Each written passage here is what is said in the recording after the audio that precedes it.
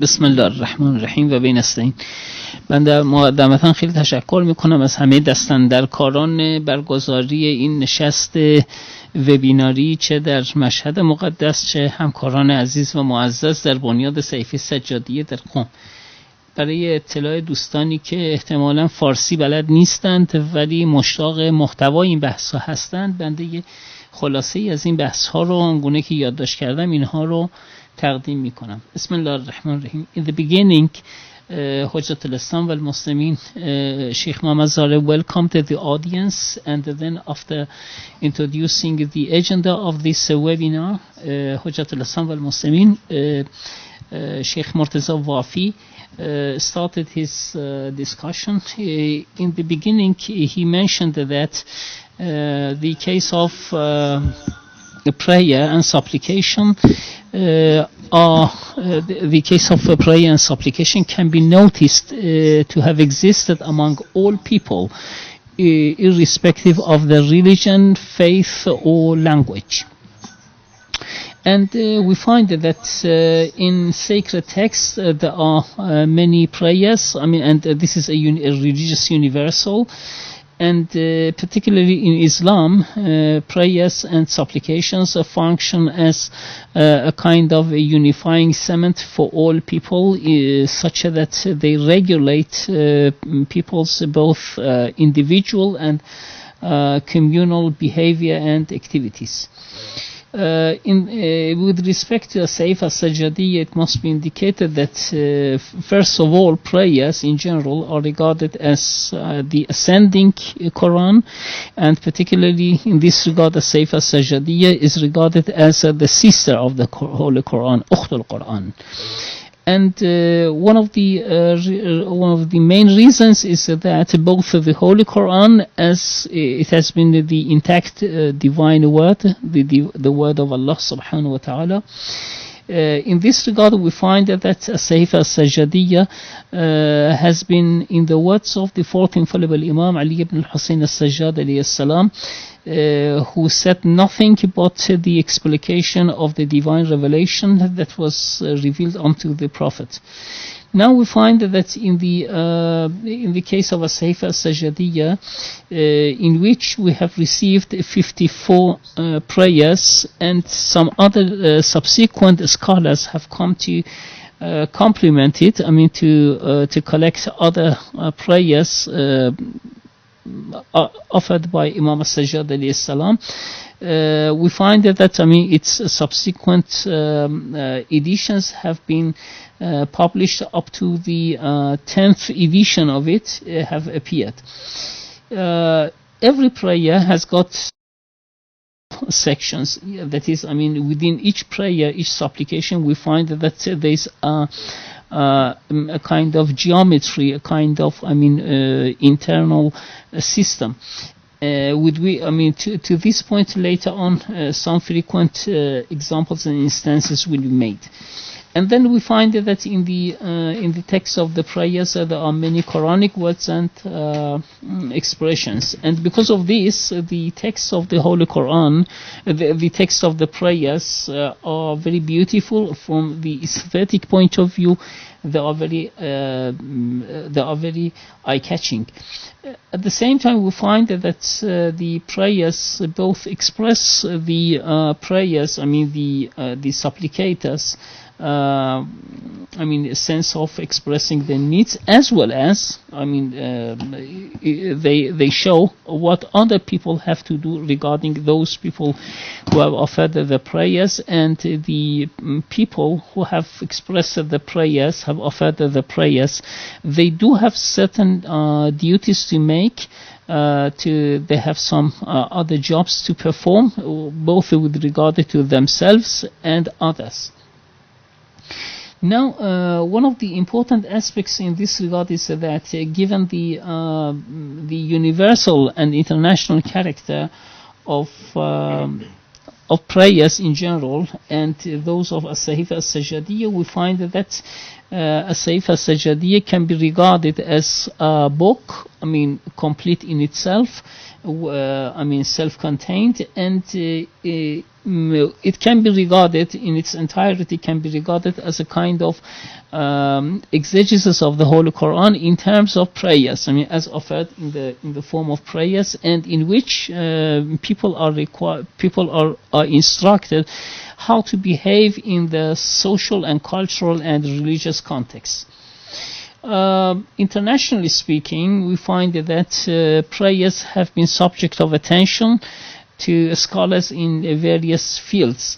For example, in the humanities, we find that there are many books and sources developed regarding prayers from social, philosophical, and anthropological perspectives. And moreover, one of important points in this regard is that some scholars have come to realize that prayers constitute the hardcore of religions. Even if those people who may not formally believe in any religion and they regard themselves as secular scientists, they cannot deny the influence and the presence and the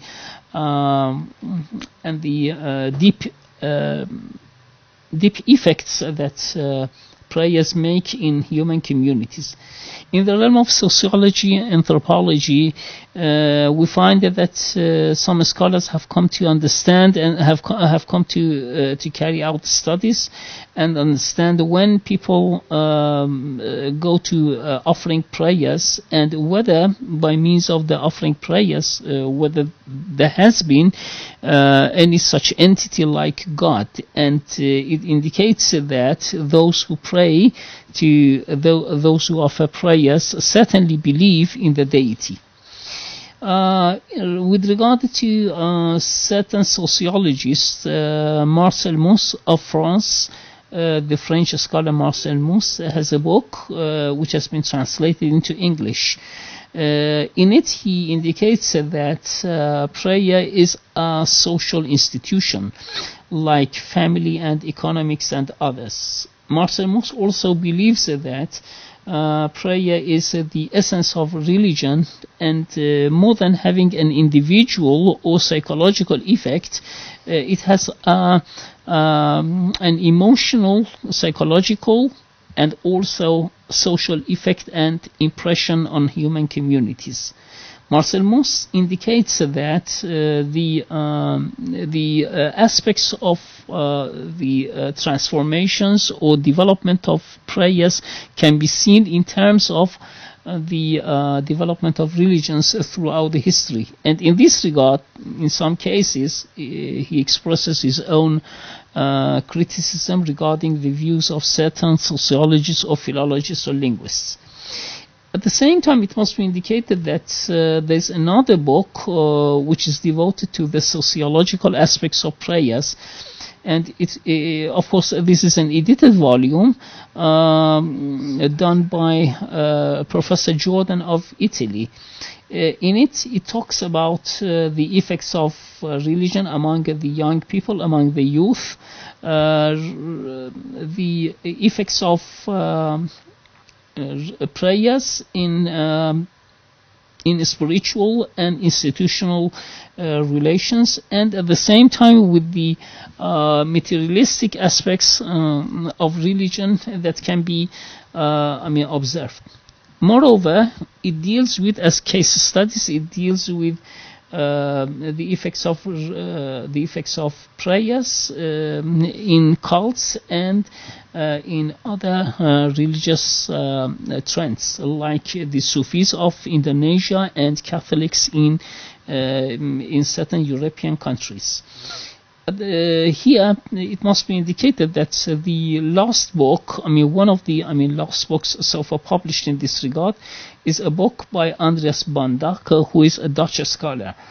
This book that was published in 2004 2021, I mean quite brand new. It consists of several articles, hence it's an edited volume.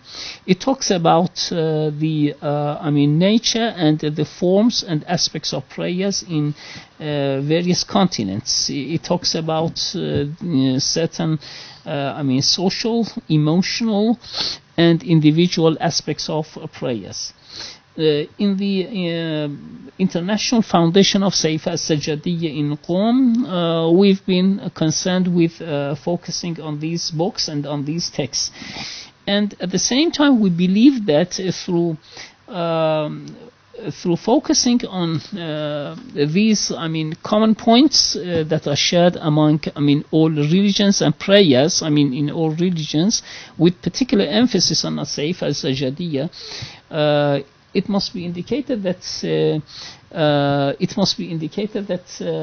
a better and more realistic view of prayers can be offered.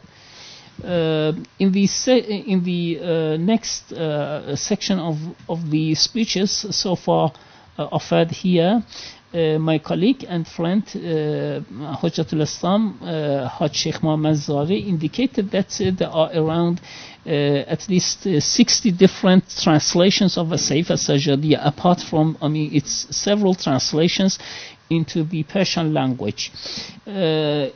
Noteworthy is that the late great German scholar and Orientalist Anne-Marie Schimmel indicated that once when her mother was sick and hospitalized, Anne-Marie Schimmel got access to a copy of a Sayfa Sejadiye, and he used to recite it, used to read it by her mother's bed, in the hospital. Once a Christian priest, who was working in that hospital, noticed that Anne-Marie Schimmel was reciting certain prayers based on a Sayfa Sejadiye, and the priest got, somewhat furious when Anne-Marie Schimmel gave the same copy, the very copy, to this priest. After just a couple of days, the priest returned back to the hospital and expressed his amazement because of the depth and influence of the prayers indicated in a Sayfa Sejadiye. Thank you for your... Again, I express my gratitude to Hujjatul Islam, Haj Sheikh Wafi, and my colleague Hujjatul Islam, Haj Sheikh Mohammed Zari, for their contributions. In continuation of these remarks and lecture, Hujjatul Islam Wafi indicated that it must be discussed. It deserves profound discussion that there are certain aesthetic aspects that should be carefully acknowledged. And at the same time, there has been a book has been published, with concentration on certain hospitals in London and in Vancouver in Canada. And in it, the contributors discussed various aspects of the influence and impact of offering prayers. It indicates that in many cases in both London and Vancouver hospitals, some patients required and demanded being taken, prior to being taken to the operational theater, they needed a priest to be present over there for reciting a certain prayer or supplication in order to make them ready for being taken into the operational theater. At the same time, there were some medical experts and surgeons who insisted that time shouldn't be wasted in this regard. And this leads to the right of the patient, to the patient's rights. Okay, what should be done in his or her case. On top of all these discussions, we find that another point is very important, that is, prayers and supplications have exerted the very important and thought-provoking influence on patients, and it contributes to the stability, psychological stability before being taken into the operational theater. Moreover, not only the patients, but also doctors and nurses may play their own roles in this regard, regarding offering prayers. Here, another point pops up, and that's concerned with the prayer in proxy. That is, we pray not for ourselves, but for the benefit of someone else who's going to receive the benefits, the psychological and religious benefits of this prayer. Now we find that in comparison with the rich prayers available in the Islamic tradition and in the Islamic context, we find that first of all, it's indicated that if you want your prayer to be fulfilled with regard to your own needs, first of all, you have to pray the same for others who may have the same problem. But a question is that, given this very rich battery or collection of data and prayers and supplications in the Islamic tradition, why have we been so far not that active in this brand new or in this inspiring and important realm of inquiry? Regarding translations of the صحیفه Sejadiye, it's said that around 5 English translations of the صحیفه Sejadiye have so far been identified, with around many other books in this regard. Regarding books in other contexts, it's indicated that, for example, such an internationally active publisher like Routledge in the UK and in the US, and with its branches or other countries, they have published so far around 70,000 titles. And they've been very active in this regard, and their contributors and their authors have paid enough attention to other religious traditions. There's a specialist named Dr. Larry Dosoy, who talks about prayers, and prayers in proxy, prayers for the benefit of others. At the same time, we find that Oxford University Press in the year 2008 a book in the realm of the effects of prayers, and when these prayers concern young workers and so on. Now we find that in our present day situation in the world, due to the corona pandemic, we find that many people prefer and do pray, in time of danger, in time when they find that their beloveds, for example, their parents, relatives, children, and so on, have been afflicted with the coronavirus. Now, another trend is noteworthy. Some families, instead of taking the patients to doctors, try to keep them at home and try to treat them by means of offering prayers and reciting prayers, and this has led to a legal topic in this regard, a topic in the realm of legal studies. Now, what's important in this regard is that, apart from these legal aspects, we find that there are some religious dimensions relevant to prayers and supplications, even if those people who may not accept the social or cultural influences of religions in human communities, they can hardly deny the role of prayers and supplications. Moreover, some of them have indicated the inspirational role of prayers and supplications in human communities. It leads, this phenomenon leads to another dimension in theory building and making and creating newer branches of scholarship and knowledge, especially concerned with prayers. Now we find that in the Islamic tradition there are many prayers that have been widely accessible to others, to all people, to everybody. In it we find out that the manners and etiquettes of performing prayers should are highlighted, and at the same time it indicates what prayers or what special roles prayers are expected to fulfill and create, both in the individual and communal aspects of mankind. In this connection, we find that granted, these evidence, these pieces of evidence, both from the Islamic world and from the non-Islamic world, for example, from the Christian world, we find that the topic of prayers and supplications, with a special reference to Sayyifah Sejadiye, can be regarded as a good